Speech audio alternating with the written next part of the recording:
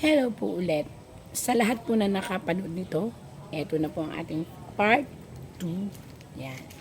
Tungkol sa mga name and apelido kung ano nababasa ko. Eto na po ang mapapalad na aming napili. Sana po ay again and again, for entertainment use, walang pikuna. Marilu Cabrera, August 20, 1973, 51 years old. Si Marilu Cabrera, alam mo ikaw ay masyadong close family ties ang iyong FEG. Ang ibig sabihin nun, aaway mo lahat ng mga tao na magkakamaling salingin ang iyong family. Which okay naman sana yon. Kaya lang, yun nga ikaw ang affected sa lahat ng mga nangyayari sa family mo, ha? Yun ang medyo kailangan mong distansya kasi kung ikaw din lang, wala nang masyadong problema.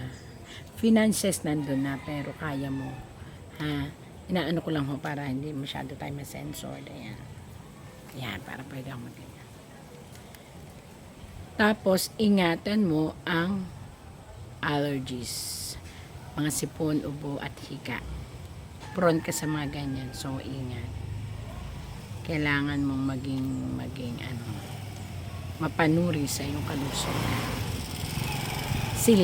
Sumunod ay si Lenny Ballesteros Valdez, October 25, 1970s, 48 years old.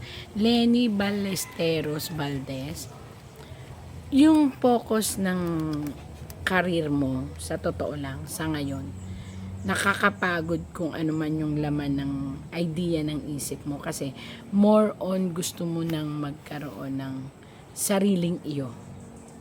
Yung for example, ikaw ay nag-empleyado, gusto mo nang mag-quit para ikaw ay mag-umpisa ng sariling iyo. Ang problema lang natin, sa totoo lang, financially matter, ha?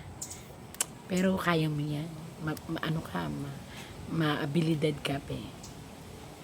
At itong mga nanggugulo sa paligid mo na tungkol sa finances din, na sa'yo nilalapit, hayaan mo na yon. Lahat tayo, yun ang problema, pero mas unahin mo ang sarili mo, ha? Love your own. Yung mga trust issue mo, yan, bitawan mo na yan, kasi ang dami mong trust issue, na yan ang nagbibigay sa'yo ng problema, halos parang papalpitate ka sa mga ganyan. What if? So, wag mo nang pansinin yun kasi yung what if mo, doon nangyayari yung lahat ng focus mo na di-disturb. Okay? Jacqueline Manuel, October 28, 1975, 49 years old. Jacqueline, alam mo, mula pa pagkabata, active ka, yung para kang style na masigang mabait. Alam mo yun? So, ibig sabihin, magaling kang dumiskarte sa lahat ng sitwasyon. Magaling ka sa kahit 5 nga nagagawa mo ng paraan. So magaling ka sa mga ganyan sitwasyon. Kumbaga troubleshooter ka, magaling ang utak. Pagod ka lang sa mga tao, masyado kang stress sa mga ginagawa mo. Kasi ina-absorb mo lahat ng negatives na sitwasyon sa paligid mo kasi palamatyag, ha? Tapos matalino ka sa mga idea. Yun lang, ang idea mo hindi mo pinupursige kasi madali kang mapagod. Ayan. Masipag ka, moody lang. Yun ang problema. Pero you're so hyper. Sabi nga nila, pag daw kulot, matigas ulo. Totoo ba yun, Jacqueline? Ayan. Hindi pa kita nakikita pero Mary Grace Randrup, February na yun. Oy, si Mary Grace. Sa name mo, ang dami mong gustong mangyari. Isa-isa lang. Kasi magaling ka man kung scattered ang mga decision mo, scattered ang mga gusto mo, nagsasuffer ang mga idea, okay? Magulo isip mo, dami mong idea, hindi mo alam kung saan mag-uumpisa. Tapos nakakakita ka pa ng panghihina ng loob kasi feeling mo, ang ganda ng ibon, no? Feeling mo, hindi napapansin ng iba ang effort mo. Pero actually, magaling kang mag-isip. Rosalina Sobrado, September 1, 1973. Hoy Rosalina, hindi na tayo bumabata. Ayusin mo na ang iyong puso. Ha? Ano ba talaga? Tigilan ng mga trust issue, okay? Yung mga nakaraan, kalimutan na. Ibaon na sa limot para move on na. Oo. Magiging maayos ang iyong sitwasyon kapag pinokus mo ang mga bagay-bagay. Kasi hindi ka ngayon nakafocus, may iba kang pinagkakaabalahan. Naiirita ka sa mga tao sa paligid mo. Ano ba to? Dami. Ang daming irritation. Yung health mo ha, ingatan mo. Mag-ingat sa mga matatamis at maaalat. Kasi ang blood pressure mo nakikita kong hindi tama. O, ito na. Magdalena Enriquez, July 22, 1962, 62 years old. Ako, Ate Magdalena, sa health issue po ito. Pa-double check po kayo sa inyong blood circulation. Yung baba at taas. Tapos, fatty liver. Tapos, may, I don't know kung ano to at napag-uusapan. Parang ito po ay sa within the family, maaring anak ito, kung may anak kayo, pamangkin, may problema sila na dapat mong solusyonan para hindi na lumala at mapunta sa matinding sigalot at hiwalayan. Yan po nabasa ko lang po. Yun yung pinaka-main. Rose Marie Dizon, October 7, wow, 30. Ito, si Rose Marie, maraming idea. Ang dami mong idea, be. Kulang lang talaga ay financial.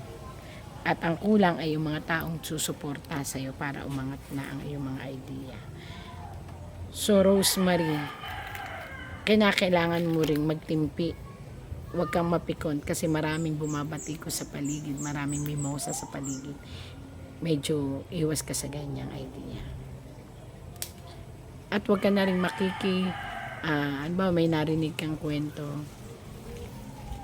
Kinaw mo sa wag? Kung may inano ka sa nakwento, wag mo nang sususugan o wag ka nang magko-comment kasi at the end, baka ikaw maipit. Ito ay sa mga tao sa paligid mo at ang karir mo, gosh, kailangang i-improve. Kung anong nandyan, pagtyagaan na lang muna. At wag ka na mainis. Ganun talaga, iba-iba ang tao sa paligid. May mga taong nagpapairita sa iyo kaya huwag mong pansinin. Ayan. Sumunod, Mareta Nido December. Wow, parang nido gatas. Ganun din ang iyong buhay. Napakaano mo, alam mo yung kung anong nandyan, tanggap mo. Napakaano mo at peace na tao. Parang lahat sa iyo ay kaya mong pakisamahan, lahat sa iyo ay kaya mong lagyan ng solusyon. Kaya lang mag-ingat sa ugat. Mag-ingat sa pamamanhid ng mga kamay at balakang. At mag-ingat sa iyong ovary. Yun lang ang nakita ko ha. Eileen B. Padilla. Maganda to si Eileen. Eileen, alam mo ikaw, kung ikaw ay narito sa Pilipinas, aalis ka. Kung ikaw naman ay nasa ibang bansa na, ikaw ay mag-another place. Ang iyong pangalan ay nagsisignifies ng walang kapagurang pagkita ng pera. Maano ka, palaisip ka pagdating sa financial. Takot ka nang mabalikan ang dating paghihirap. Ewan ko kung ano ba ito. At may family problem na pinipilit i-resolve. Kung ano man to, mag-message ka na lang ha. Sige. Along Cruzado de Luna, April 23, 1970. Along, ang nakikita ko sa iyo ay ang bad cholesterol.